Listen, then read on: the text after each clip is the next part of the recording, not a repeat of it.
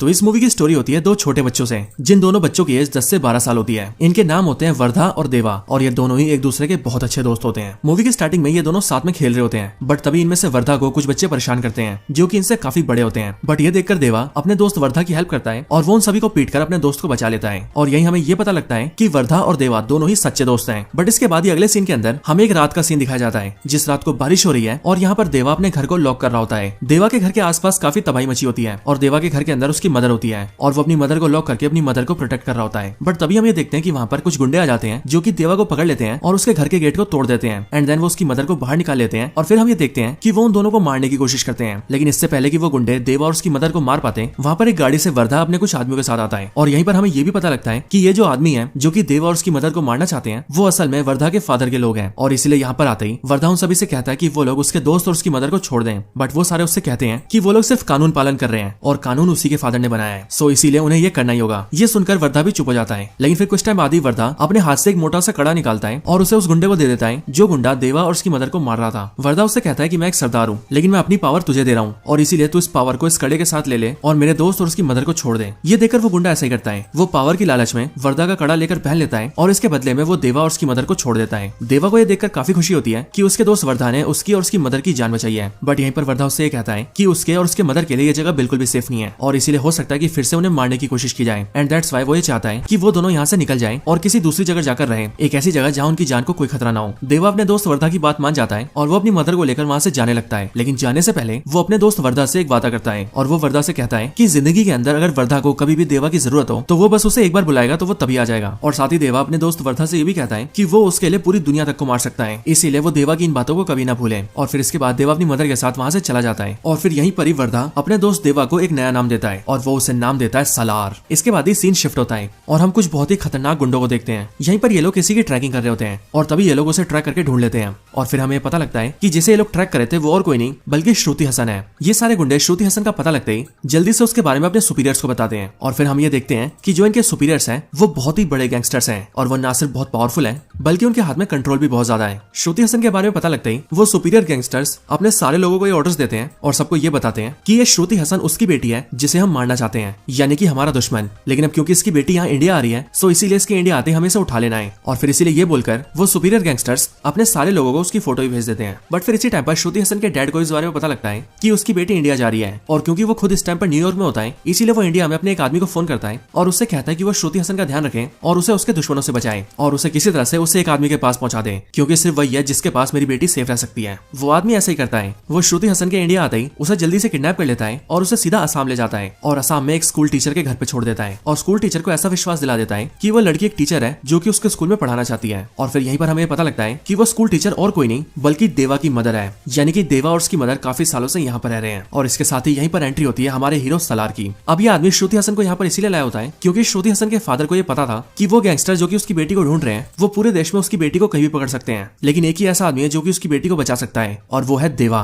और इसीलिए उसने अपनी बेटी को यहाँ पर रखवाया है ताकि वो कुछ दिन यहाँ पर छुप कर रहे और जैसे ही मामला ठंडा हो वैसे ही वो अपनी बेटी को लेकर यहाँ से चला जाए। और फिर इसीलिए श्रुति हसन यहाँ पर एक टीचर बनकर रहने लगती है। लेकिन फिर कुछ ही दिनों बाद उस सुपीरियर गैंगस्टर्स के कुछ गुंडे श्रुति हसन को असम के अंदर भी ढूंढ लेते हैं और इसीलिए वो लोग अपने सुपीरियर्स को ये बात बता देते हैं कि वो लड़की भी असम में छुपी है। इसके बाद इस स्टोरी के दूसरे सीन के अंदर हम एक अंग्रेज को देखते हैं जो कि इंडिया के एक आदमी से डील करता है और उससे कहता है कि उसके पास ट्रक भर के गन्स हैं जो कि उसे इंडिया से नेपाल पहुंचाना है, वो भी पुलिस से बच के। और फिर इसीलिए उस अंग्रेज ने जिससे बात की होती है वो आदमी भी सीधा उन सुपीरियर गैंगस्टर्स के गुंडों से बात करता है और उनसे कहता है कि वो इस ट्रक को इंडिया से नेपाल पहुंचाए। जिसके बाद ही वो सारे गुंडे उस ट्रक के सारे कंटेनर्स के ऊपर एक स्पेशल स्टैंप लगा देते हैं जो स्टैंप देखने में एक मॉन्स्टर जैसा होता है और वो लोग अंग्रेज से कहते हैं कि इस स्टैंप को इस पूरे देश के अंदर कोई भी नहीं रोक सकता। और फिर इसीलिए वो लोग उसके ट्रक को ले जाने लगते हैं। थोड़ी देर बाद हमें ऐसा दिखता भी है क्योंकि जैसे ही ट्रक थोड़ा आगे जाता है वैसे ही बहुत सारे पुलिस इस ट्रक को घेर लेती है, लेकिन जैसे ही पुलिस इस स्टैंप को देखती है वैसे ही पुलिस भी वहां से भाग जाती है और ट्रक को जाने के लिए कहती है। और फिर हमें पता लगता है कि ये स्टैंप जिस भी आदमी का है वो बहुत ही डेंजरस और पावरफुल है, इतना ज्यादा कि उससे पुलिस और सरकार भी डरती है। सुपीरियर गैंगस्टर्स का जो गुंडा इस ट्रक को ले जा रहा होता है उसे ही अपने सुपीरियर्स का फोन आता है जो लोग उससे कहते हैं कि अभी जो वो ट्रक को नेपाल लेके जा रहा है वो काम वो बाद में करें, लेकिन उससे पहले वो असम जाए क्योंकि वहां पर उनके कुछ आदमियों को वो लड़की मिल गई है जिसे वो ढूंढ रहे थे और इसीलिए वो ये चाहते हैं कि उस लड़की को जल्द से जल्द उनके पास लाया जाए। इसके बाद फिर वो सारे गुंडे मिलकर जल्दी से असम जाते हैं और श्रुति हसन को पकड़ लेते हैं। बट इसी टाइम पर देवा और उसकी मदर भी वहां पर होते हैं और इसीलिए वो लोग ये देखते हैं कि वो सारे गुंडे मिलकर श्रुति हसन को वहां से ले जा रहे हैं। एंड दैट्स व्हाई देवा की मदर देवा से कहती है कि वो जाकर उस लड़की की मदद करें। जिसके बाद देवा अपना असली रूप दिखाता है और वो उन सारे गुंडों को बड़ी जल्दी पीट देता है। साथ ही साथ देवा उस ट्रक के ऊपर भी अटैक कर देता है जिस ट्रक के अंदर स्टैंप वाले कंटेनर्स लगे थे।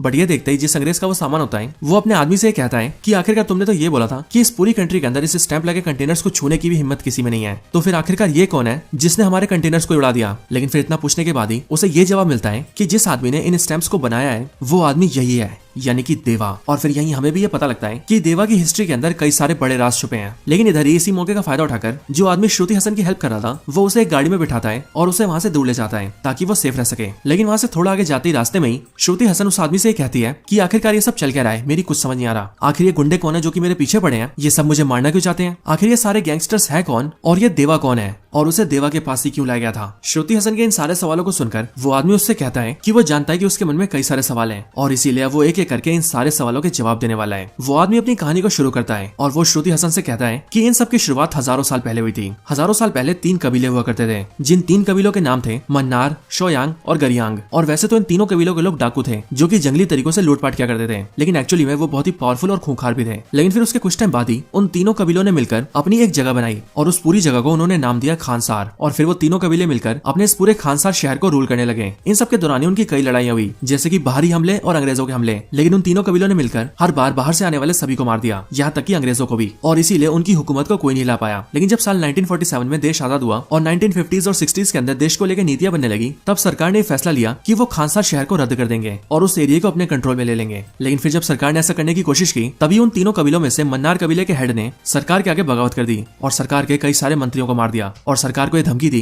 कि वो कभी भी खानसार की तरफ उंगली भी न उठाएं। जिसके बाद ऐसा ही हुआ और फिर कभी सरकार ने भी खानसार के लिए कोई एक्शन नहीं लिया। इसके बाद मन्नार कबीले का वो लीडर धीरे धीरे करके पूरे खानसार का हेड बन गया और क्योंकि वो एक बहुत ही महान लीडर था इसीलिए उसने भी धीरे धीरे करके खानसार में काफी डेवलपमेंट किए। उसने खानसार में बढ़िया बढ़िया बिल्डिंग्स बनाई, खानसार के लिए एक पूरी मिलिट्री खड़ी कर दी जिनके पास खुद के सोल्जर्स थे। उन्होंने अपने लिए कई सारे हथियार लिए और यहाँ तक कि उस लीडर ने खानसार के लिए कई सारे कानून भी बनाए और खानसार के इस लीडर का नाम था शिव मन्नार। इसके साथ ही खानसार के अंदर शिव मन्नार ने एक डेमोक्रेटिक सिस्टम भी बनाया जिस सिस्टम के अंदर उसने खुद का एक पार्लियामेंट सिस्टम खड़ा किया। शिव मन्नार ने पूरे खानसार को 101 पार्ट्स में बांटा और उन सारे एरियाज को रिप्रेजेंट करने के लिए एक वोट पावर बनाई। जिसके बाद अपनी सभा के अंदर उन्होंने 3 सिस्टम बनाए, पहला कपार, दूसरा सरदार और तीसरा कर्ता, और इन तीनों के लिए अलग अलग कड़े बनाए गए। इस पूरी सभा में कपार की संख्या 62 थी, सरदार की संख्या 8 और कर्ता की 1। सभी कपार को एक वोट पावर दी गई जिसे रिप्रेजेंट करने के लिए उन सभी को एक पतले कड़े भी दिए गए जो कि इस बात को रिप्रेजेंट करते थे कि वो सभी कपार है। अगली बारी सरदार की तो एक सरदार को 3 वोट पावर्स दिए गए और इसीलिए 8 के 8 सरदारों के पास 3 वोट पावर्स है जो कि मिलकर बनती है 24 और उन्हें रिप्रेजेंट करने के लिए इन सभी को मोटे कड़े दिए गए। लेकिन फिर आखिर में आता है कर्ता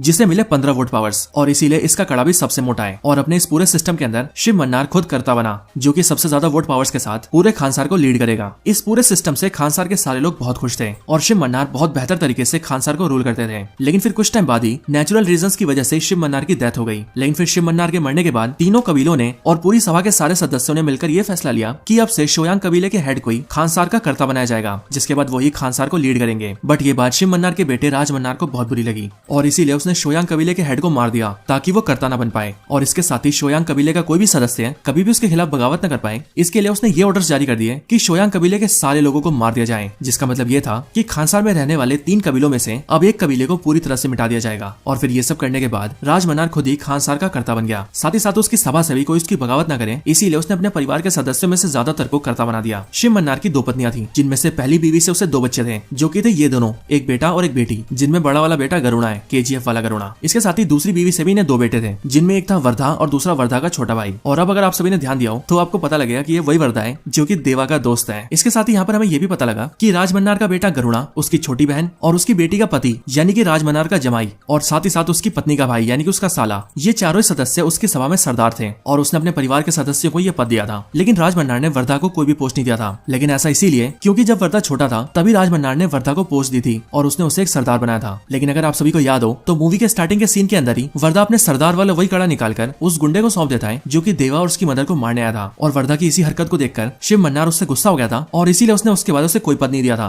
इन सब के साथ ही राज मन्नार ने अपने रूल करने के साथ ही अपने पिता के बनाए कानून में भी बदलाव किए थे और कुछ कानूनों को बदल दिया था। और एक कानून ये भी बना दिया था कि जो भी ताकतवर हो वो कर्ता से बगावत करके और उसे हरा के या मार के खानसार के ऊपर रूल कर सकता है, यानी कि जो पावरफुल होगा उसी की डोमिनेंस चलेगी। इन सारे कानूनों और अपने तरीकों के साथ मिलकर राज मन्नार ने खानसार के ऊपर 25 सालों तक रूल किया और उसके पूरे राज के अंदर कभी भी कोई कमी नहीं आई। लेकिन फिर एक दिन अचानक से राज मन्नार ये डिसाइड करता है कि उसे किसी जरूरी काम से खानसार से बाहर जाना है। बट फिर इसी टाइम पर राज मन्नार का जमाई उसके पास आता है और उससे कहता है कि उसे अपने बेटे वर्धा को ठुकराए हुए काफी टाइम हो चुका है, लेकिन अब शायद उसे वर्धा को बुला लेना चाहिए। इसके बाद ही हमें देखते हैं कि राज मन्नार वर्धा की बात सुनकर इमोशनल हो जाता है और यहीं पर हमें ये भी पता लगता है कि अपने सारे बच्चों में से राज मन्नार सबसे ज्यादा प्यार वर्धा से ही करता है। और इसके साथ ही जब भी वो वर्धा को देखता है तब उसे अपने पिता की याद आती है एंड दैट्स व्हाई राज मन्नार ये मन बना लेता है कि वो अपने बाद अपने बेटे वर्धा को ही करता बनाएगा। इसके बाद ही राज मन्नार अपनी बेटी को टेम्पररी बेसिस के लिए करता बनाता है और उससे कहता है कि जब तक वो वापस नहीं आता तब तक वो उसकी जगह रहकर रूल करेगी। इसके साथ ही वो सभा के अंदर अपने बेटे वर्धा को बुलाता है और 8 सरदारों में से एक सरदार की पोस्ट लेकर वर्धा को एक सरदार बना देता है। और साथ ही वो ये भी अनाउंस करता है कि जब वो वापस आएगा तब वो अपने बेटे वर्धा को करता बना देगा, जिसके बाद उसका बेटा वर्धा ही खानसार पर रूल करेगा। और फिर इन सब के बाद राज मन्नार जरूरी काम से खानसार से बाहर चला जाता है। बट फिर तभी हमें देखते हैं कि राज मन्नार का जमाई अपना असली रंग दिखाता है और राज मन्नार ने जिस आदमी की सरदार पोस्ट लेकर अपने बेटे वर्धा को सरदार बनाया था वो उसी आदमी के पास जाता है और उसे बोलकर भड़काने लगता है कि राज मन्नार ने उसके साथ गलत किया है। अब यहीं पर हमें ये बात भी पता लगती है कि ये आदमी उसी आदमी का बेटा होता है जिस आदमी को वर्धा ने बचपन में अपना कड़ा दिया था और अपने सरदार का ओहदा दिया था। और यहाँ पर राज मन्नार का जमाई उसी बात को बोलकर इस आदमी को भड़का देता है और उससे ये कहता है कि अगर वो चाहे तो अपनी पोस्ट को बचा सकता है और इसके लिए बस उसे वर्धा को खत्म करना होगा। वो आदमी अपनी सरदार की पोस्ट को बचाने के लिए वर्धा को मारने के लिए तैयार हो जाता है, जिसके लिए वो तैयारियां भी करने लगता है। लेकिन तभी दूसरी तरफ हमें ये भी पता लगता है कि राज मन्नार के फैसले से उसका बड़ा बेटा गरुड़ा भी बहुत गुस्सा है। अब वैसे मैं आप सबको बता दूं कि मूवी के अंदर इसका नाम गरुड़ा नहीं है, लेकिन क्योंकि मुझे इसका असली नाम याद नहीं इसीलिए हम इसे गरुड़ा ही बोल रहे हैं। गरुड़ा को इस बात की जलन होती है कि राज मन्नार का सबसे बड़ा बेटा वो है, लेकिन फिर भी राज मन्नार ने उसके होते हुए उसके छोटे भाई वर्धा को कर्ता बनाने का फैसला लिया है और इसीलिए इसके मन में भी वर्धा के लिए घृणा आ जाती है और वो वर्धा को मारने की कोशिश करता है। इसके बाद वर्धा के खिलाफ के सारे लोग एक साथ हो जाते हैं और वो सब साथ मिलकर वर्धा को मारने जाते हैं और वो ये सोचते हैं कि वो सभी वर्धा को मार देंगे जिससे कि वर्धा कभी कर्ता नहीं बन पाएगा और उन्हें भी कभी दिक्कत नहीं होगी। लेकिन फिर तभी ये बात राज मन्नार की बेटी को पता लग जाती है, वही बेटी जो कि टेम्पररी बेसिस पर यहाँ की कर्ता थी, और वो ये जान जाती है कि वर्धा को मारने की कोशिश की जा रही है। अब वैसे तो वो भी वर्धा से नफरत ही करती थी, लेकिन वो ये सोचती है कि उसके फादर ने उसे जिम्मेदारी दी है और इसीलिए अगर उसके राज में कुछ गलत हुआ तो वो अपने फादर का भरोसा खो देगी एंड दैट्स व्हाई वो ये फैसला लेती है कि वो ये सब रोक करेगी। इधर हम ये देखते हैं कि वर्धा के सारे दुश्मन मिलकर वर्धा को मारने के लिए आ जाते हैं और वो वर्धा को मारने के लिए उसे घर से भी निकाल लेते हैं। लेकिन जैसे ही वो लोग उसे मारने वाले होते हैं वैसे ही खानसार शहर के अंदर बहुत बड़ी बड़ी घंटियों की आवाज आने लगती है और हमें पता लगता है कि ये एक सीज फायर है जिस सीज फायर को खानसार का कर्ता डिक्लेयर कर सकता है और यहाँ पर इस सीज फायर को राज मन्नार की बेटी ने डिक्लेयर किया है। इसके बाद ही मीटिंग होती है जिस मीटिंग के अंदर सबको बुलाया जाता है, जहाँ पर राज मन्नार की बेटी वर्धा के सारे दुश्मनों से पूछती है कि आखिर वो लोग ये सब क्यों कर रहे हैं। लेकिन इस बात के जवाब में वो लोग ये कहते हैं कि वो लोग जो भी कर रहे हैं वो खानसार के कानूनों के अंदर है और राज मन्नार ने ये कानून बनाया है कि जो भी पावरफुल है वो खानसार के अंदर अपनी डोमिनेंस बना के कर्ता बन सकता है और वो लोग भी वही करने की कोशिश कर रहे हैं। सो इसीलिए उसमें गलत क्या है। बट राज मन्नार की बेटी ये जानती थी कि जो भी होने वाला है उससे उसका फादर कभी खुश नहीं होगा एंड दैट्स व्हाई वो अपने सीज फायर को नहीं हटाती। बट इसी के लिए वर्धा के सारे दुश्मन इस बात का प्रस्ताव रखते हैं कि खानसार के अंदर भी वोटिंग सिस्टम है और इसीलिए सीज फायर होगा या नहीं ये वोटिंग से डिसाइड होगा। सो फिर इसीलिए ये बात तय होती है कि आज से ठीक 9 दिन बाद सभा के अंदर वोटिंग की जाएगी, जिसमें अगर ज्यादा वोट इस बात को लेकर आएंगे कि सीज फायर को लागू होने देना चाहिए तो फिर सीज फायर लगा रहेगा, जिसके बाद कोई भी एक दूसरे से झगड़ा नहीं कर सकता। लेकिन अगर ज्यादा वोट इस पक्ष में आएंगे कि सीज फायर को हटा देना चाहिए तो सीज फायर को हटा दिया जाएगा, जिसके बाद कोई भी किसी से भी लड़ सकता है और उसे मार भी सकता है।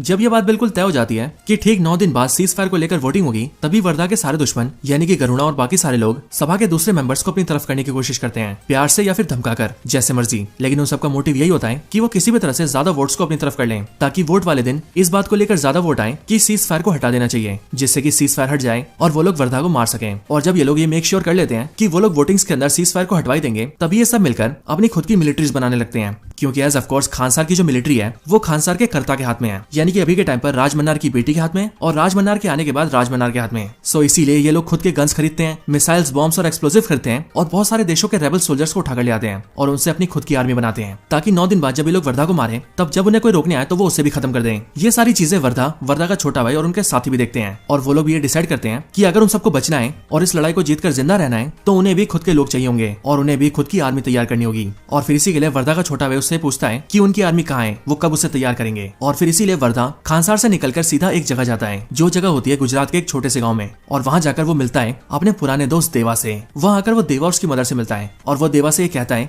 कि उसे उसकी मदद की जरूरत है। और क्योंकि देवा ने अपने बचपन के दोस्त वर्धा से ये वादा किया था कि वो जिंदगी में जब भी उसे बुलाएगा तब वो उसके लिए हाजिर होगा और जो वो चाहेगा वो करेगा, एंड दैट्स व्हाई देवा वर्धा के साथ चला जाता है। जिसके बाद वर्धा देवा को लेकर खानसार में आता है। बट ये देखकर वर्धा के साथी काफी नाराज होते हैं, क्योंकि उन्हें ऐसा लगता है कि वर्धा पूरी आर्मी बिल्ड करने की बजाय सिर्फ एक ही आदमी को उठाकर ले आया है, जो कि शायद से किसी काम का नहीं है। लेकिन एक्चुअल रियलिटी क्या है ये तो हम और आप जानते हैं, क्योंकि जिस बंदे को वर्धा लेकर आया है वो अकेला ही किसी आर्मी से भी बढ़कर है, क्योंकि वो है सलार। इसके बाद ही सभी लोग तैयार होते हैं और सीधा वोटिंग्स का वेट करते हैं, एंड देन देन फिर वो दिन आ जाता है जिस दिन सीज फायर के ऊपर वोटिंग्स होती है। बट फॉर्चुनेटली इसी दिन वर्धा का फादर राज मन्नार भी आ जाता है, जो कि खान सर का करता है विद 15 वोट्स। और इसीलिए जब वोटिंग्स होती है तब पहले तो सीज फायर को हटाने को लेकर ज्यादा वोटिंग्स आती है, लेकिन फिर जैसे ही राज मन्नार अपना वोट डालता है वैसे ही उसके 15 वोट्स की वजह से पूरी की पूरी वोटिंग्स बराबर हो जाती है। और इसीलिए फिर आखिरी वोट बचता है वर्धा का। एंड साथ ही साथ सब कुछ अब वर्धा पे डिपेंड था कि क्या वो सीज फायर लागू रखना चाहता है या फिर सीज फायर को हटाना चाहता है। वर्धा का फादर राज मन्नार ऐसा सोचता है कि वर्धा सीज फायर लागू रखेगा और उसी के लिए वोट करेगा, ताकि सीज फायर लागू रहने से कोई भी लड़ाई झगड़ा नहीं करेगा और फिर मेरा बेटा वर्धा मेरी जगह लेकर खान सर को नॉर्मली रूल करेगा। लेकिन वर्धा कुछ अलग करता है, क्योंकि वर्धा सीज फायर को हटाने के लिए वोट करता है। और फिर क्योंकि सीज फायर को हटाने के लिए ज्यादा वोट्स आते हैं, इसीलिए खान सर के अंदर सीज फायर हटा दिया जाता है। बट ये देखकर वर्धा का फादर राज मन्नार भी काफी शॉक होता है और वो ये सोचता है कि आखिरकार वर्धा ने ऐसा क्यों किया। लेकिन फिर यहीं पर स्टोरी में हम ये देखते हैं कि वर्धा और देवा पहले ये डिसाइड कर चुके हैं कि अब वर्धा और किसी से नहीं डरेगा और अब वो सीज फायर को हटाकर अपने सारे दुश्मनों से लड़ेगा और देवा के साथ मिलकर उन सबका खात्मा कर देगा। इसके बाद ही प्रेजेंट टाइम के अंदर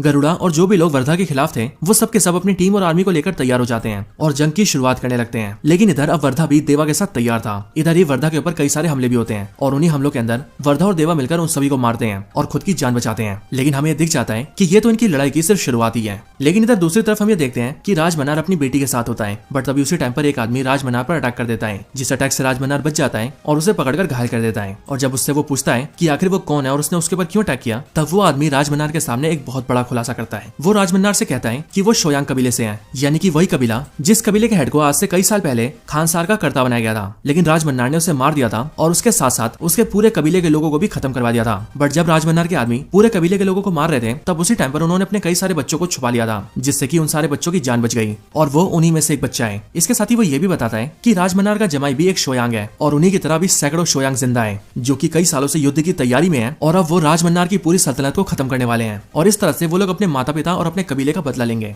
इसके साथ ही वो सभी राज मन्नार को ये भी बताते हैं कि हमारे कबीले के जिस हेड को उसने मारा था उसके लोग उसके बेटे और उसकी बीवी को भी मारने गए थे, लेकिन उसके बेटे और उसकी बीवी की जान बच गई। और फिर हमें भी यहाँ पर ये पता लगता है कि शोयांग कबीले के हेड के जिस पत्नी और बेटे की वो बात कर रहा है वो और कोई नहीं बल्कि देवा और उसकी माँ है, यानी कि देवा ही वो बच्चा है जो कि शोयांग कबीले के हेड का बेटा था, यानी कि वही जिसे राज मन्नार ने मार दिया था। मतलब कि देवा के फादर को मारने वाला और कोई नहीं बल्कि उसी के सबसे प्यारे दोस्त वर्धा का पिता राज मन्नार है। साथ ही साथ यहीं पर वो आदमी राज मन्नार से ये भी कहता है कि तुमने हमारे हेड को मारा था, जो हेड खान सर का भी लीडर बनने वाला था, और अब क्योंकि देवा उसका बेटा है इसीलिए अब वही हमारे कबीले का हेड है और रियलिटी के अंदर वही खान सर का असली लीडर भी है, यानी कि खान सर का असली कर्ता। इसके बाद ही राज मन्नार अपनी बेटी से बात करता है और वो बेटी से ये भी कहता है कि वो कुछ टाइम पहले जब खान सर से बाहर गया था तो वो एक बहुत ही जरूरी काम से गया था। असल में उसे एक खबर मिली थी कि खान सर के अंदर से कोई है जिसने बहुत बड़ी मात्रा में गन्स और बॉम्ब्स का ऑर्डर दिया था और इसीलिए वो ये जानता है कि खान सर के अंदर कोई तो है जो कि खान सर में बगावत लाना चाहता है। और फिर यहीं पर हमें पता लगता है कि राज मन्नार जो भी सोच रहा है वो बिल्कुल सही है, क्योंकि खान सर के एक सभा का ही मेंबर जो कि राज मन्नार के भी काफी करीब है, उसने ही खान सर के अंदर बहुत बड़े पैमाने में बंदूकें, मिसाइलें और बॉम्ब्स को इकट्ठा कर लिया है और अब वो भी इस तैयारी में है कि वो खान सर के ऊपर अटैक करें। लेकिन फिर यहीं पर ही ये मूवी एंड हो जाती है। अब हालांकि ये मूवी तो यहाँ पर एंड हो चुकी है, लेकिन इसने अपने पार्ट 2 के लिए और आगे आने वाले सीक्वल्स के लिए बहुत बड़ा फ्यूचर खोल दिया है और अब आगे हम कई सारी बड़ी बड़ी लड़ाइयां देखने वाले हैं। सो मेरे अकॉर्डिंग तो यही होगा कि जो भी हम सभी ने सलार पार्ट 1 सीज फायर के अंदर देखा है वो तो इस पूरी फ्रेंचाइजी का सिर्फ एक ट्रेलर था, क्योंकि असली तबाही आगे होने वाली है। सो दोस्तों यही थी वीडियो सलार मूवी की स्टोरी और उसकी एंडिंग के ऊपर। आप सभी को ये वीडियो कैसी लगी मुझे कमेंट्स के अंदर जरूर बताएं और अगर आप सभी का कोई और रिकमेंडेशन हो तो वो भी कमेंट्स के अंदर बता सकते हैं। वीडियो पसंद आई हो तो लाइक करें, चैनल को सब्सक्राइब नहीं किया तो अभी के भी सब्सक्राइब करें, वीडियो को शेयर करना चाहते हैं तो ज्यादा से ज्यादा शेयर करें और आप सभी इसी तरह से हंसते और मुस्कुराते रहें।